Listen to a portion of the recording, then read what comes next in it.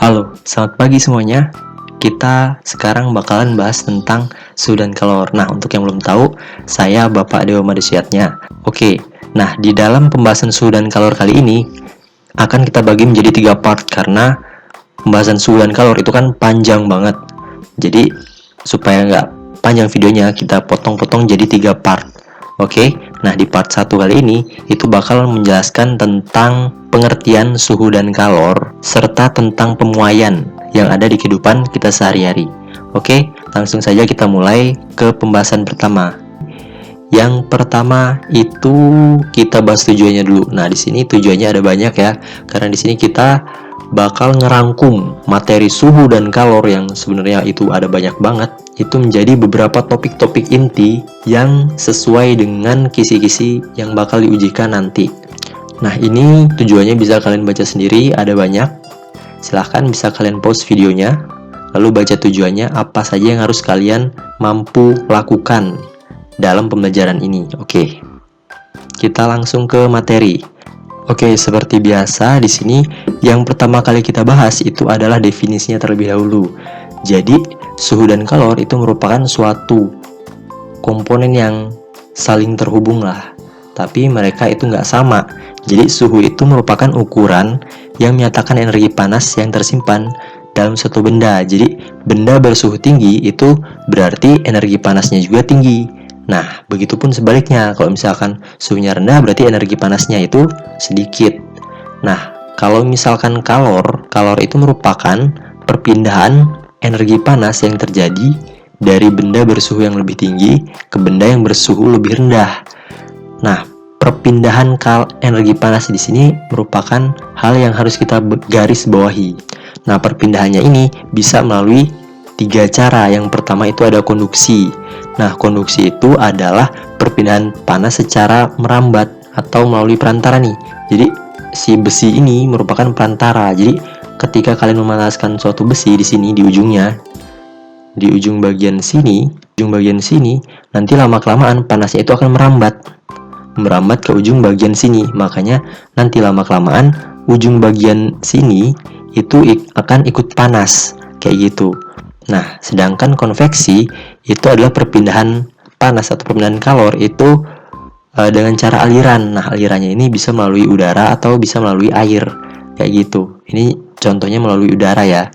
Nah, terus kalau misalkan radiasi itu perpindahan panas tanpa melalui zat perantara. Nah, ini. Jadi dia tanpa perantara. Contohnya kayak misalkan matahari atau di sini api unggun. Kalian di dekat api unggun, kalian bakal ngerasa hangat. Atau kayak misalkan waktu siang hari bakal kerasa panas. Kenapa? Karena ada radiasi sinar matahari kayak gitu. Ada 3 ya. Nah, kita lanjut ke materi berikutnya. Nah, ini ketika suatu benda dikenakan kalor atau ketika suatu benda mendapatkan kalor atau suhunya naik, itu benda tersebut akan mengalami pemuaian. Nah, contoh-contoh pemuaian yang ada di sekitar kita itu misalkan kayak gini nih. Kalian pernah lihat kabel listrik? Nah, coba kalian perhatikan kabel listrik deh. Kabel listrik itu nggak ada yang dibuat tegang. Misalkan kayak gini. Dia nggak ada yang dibuat tegang panteng kayak gitu. Kenapa? Karena nanti ketika malam, ketika suhu udara menurun, dia bakalan memendek kabelnya itu. Nah, kalau misalkan dia memendek, bisa-bisa kabelnya putus. Makanya biasanya dikasih agak longgar dikit kabelnya nih, agak melengkung. Kenapa harus melengkung? Harus dibuat lebih panjang kayak gitu. Nah, itu karena nanti ketika malam itu dia bakalan menegang. Jadi kalau misalkan kalian lihat kabel listrik pada malam hari itu biasanya dia bakalan tegang kayak gini. Tapi ketika siang hari dia bakalan melengkung kayak gini. Karena pada siang hari kabel itu bakal memuai sehingga panjangnya bertambah. Jadilah dia agak melengkung.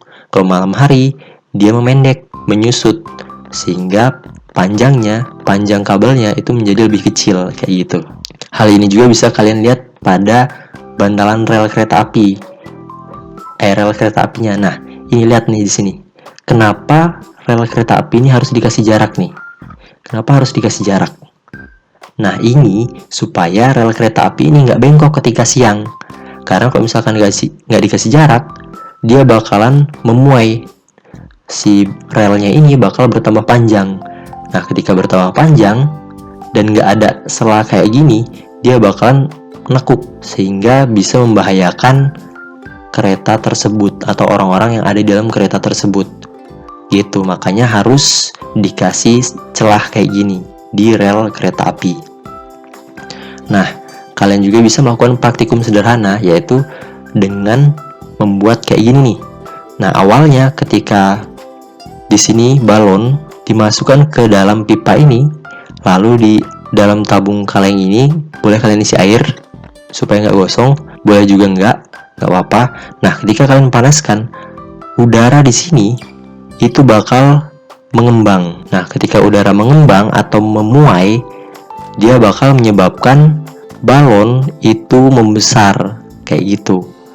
Makanya kalau misalkan ada suatu alat yang kalian bentuk kayak gini, terus bagian sini kalian panaskan, lama-kelamaan balonnya itu bakal mengembang seperti ditiup, padahal nggak ditiup. Itu disebabkan karena udaranya memuai. Jadi yang bisa memuai itu nggak cuma benda padat aja, udara juga bisa memuai kayak gitu. Terus nggak cuman udara sama benda padat, ternyata benda cair pun bisa memuai. Contohnya kayak gini, kayak di termometer. Termometer itu misalkan merah-merahnya itu awalnya segini. Nah, ketika dikenakan panas, nanti isi termometer itu kan cair kan ya, biasanya air raksa atau alkohol. Nah, nanti alkoholnya itu bakal memuai. Dia bakal memuai dan bertambah panjang. Naik sampai full di sini. Kayak gitu. Nah, itu bukti kalau misalkan benda cair pun bisa memuai kayak gitu ya. Nah, selanjutnya itu kita bakal ngebahas tentang pemuaian, yaitu tentang hukum Boyle-Gay-Lussac. Jadi, hukum ini menyatakan bahwa dalam pemuaian zat gas, perkalian volume dengan tekanan dibagi suhu itu bakal selalu tetap. Jadi, bisa kita buat rumus umumnya itu kayak gini. Jadi, P1 kali V1 per T1 itu sama dengan P2 kali V2 per T2. Itu sama dengan bakal selalu tetap. Dimana P itu merupakan tekanan, V itu merupakan volume, dan T itu merupakan suhu. Jadi ini tekanan pertama, ini tekanan kedua, ini volume pertama, ini volume kedua, ini suhu pertama, ini suhu kedua. Nah, contoh soalnya itu kayak gini nih. Jadi kita lihat pada tekanan gas tetap, sebuah gas memiliki volume 100 cm3. Jadi kita tulis di sini diketahui.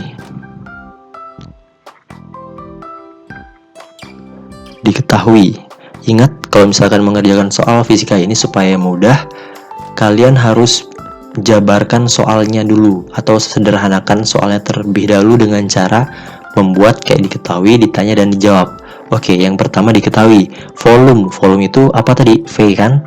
V1 sama dengan 100 cm pangkat 3. Nah, terus suhu 100 cm pada suhu 20 derajat Celcius. Ini berarti T1 sama dengan 20 derajat Celcius.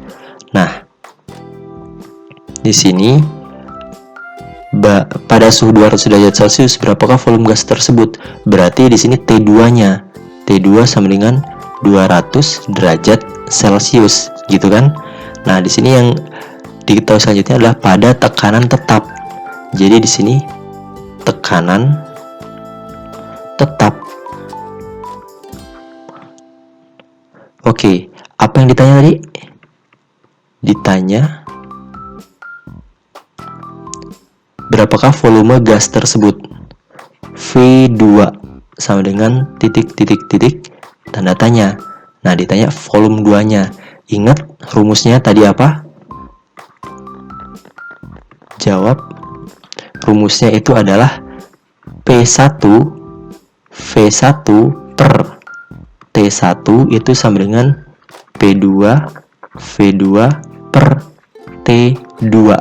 Ingat, tekanan tetap, berarti nggak ada perubahan di P1 dan P2-nya. Berarti ini bisa kita coret.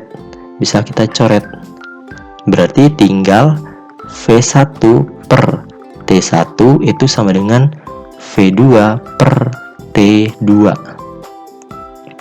Kita masukkan aja rumusnya. V1 itu sama dengan, ini kita buat jadi, kita pindah ke sini. V1-nya itu adalah 100 cm pangkat 3 per T1-nya itu adalah 20, sama dengan V2-nya itu ditanya, kita tulis V2 per T2-nya 200. Oke. Di sini kita sederhanakan dulu supaya mudah. Ini kita coret, ini kita coret. Nah, berarti kita kalikan silang. Yang sebelah sini, kita kalikan dengan yang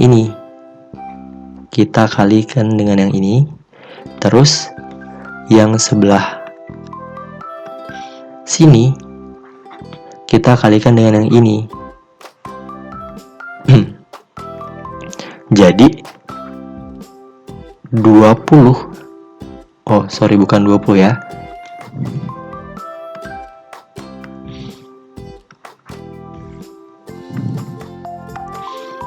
Jadi karena ini udah dicoretkan ya nolnya, 2V2 sama dengan 10 dikali 200, jadinya 2000. Jadi V2 itu sama dengan 2000 per 2. Karena ini kan perkalian, pindah jadi pembagian, pindah ke bawah. Jadi ini kita coret, ini jadi 1, ini jadi 1. Sama dengan 1, 0, 0, 0. 1, 0-nya ada 3. Berarti 1000. 1000 apa? 1000 cm pangkat 3. Nah, ini merupakan volume keduanya setelah dia mengalami kenaikan suhu. Kayak gitu. Oke, selanjutnya ini bisa kalian kerjakan sendiri ya, latihannya. Nah, kalian pause videonya sekarang untuk mengerjakan latihan ini. Nah, udah beres. Oke, semoga apa yang kita pelajari hari ini bisa bermanfaat untuk kalian, bisa kalian terapkan di kehidupan sehari-hari kalian. Dan yang belum subscribe, jangan lupa subscribe, terus like dan komen video ini. Oke. Dan jangan lupa tetap di rumah, jaga jarak, cuci tangan, dan kalau misalkan keluar-keluar harus pakai masker. Oke, sekian dan terima kasih untuk penjelasan hari ini.